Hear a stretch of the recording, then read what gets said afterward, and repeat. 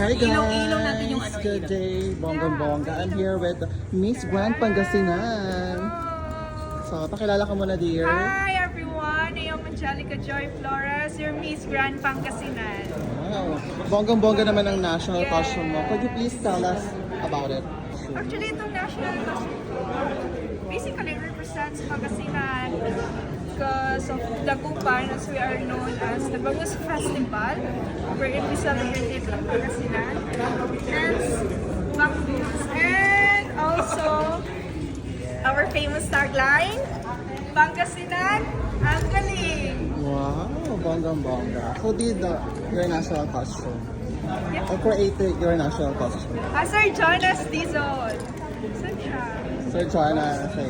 Yes. So, ano to? And Is Sir it Glenn in Gonzalez. collaboration sa ideas or coming from your national costume designer? Yeah, actually, short collaboration siya ng team namin, headed by our team, Sir Constantine Vestas. And aside from this, of course, tonight is the preliminary competition, so hindi lang national costume mga abangan. There are a lot of segments na dapat mapanood ng ating mga fans. Ano yung mga excited mo ipakita sa fans and supporters? It would be our, of course, our opening crowd. I mean, Miss Grand kilala sa pasabog na opening front, di ba? Bigay performance, entertainment, and you know, make you smile all the way. So for how long ka ba nag-train or pasarela? Actually, hindi siya mahaba. Parang days lang when I went home sa Pangasinan, thanks to Mami Milton. Yes. So aside from Parang this, days lang yun eh.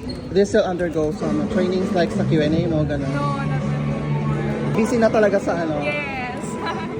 Sige, invite mo yung fans and supporters mo. Hi everyone! This is Angelica and again I am inviting you to watch our preliminary night live YouTube. You can just search it on YouTube, Facebook.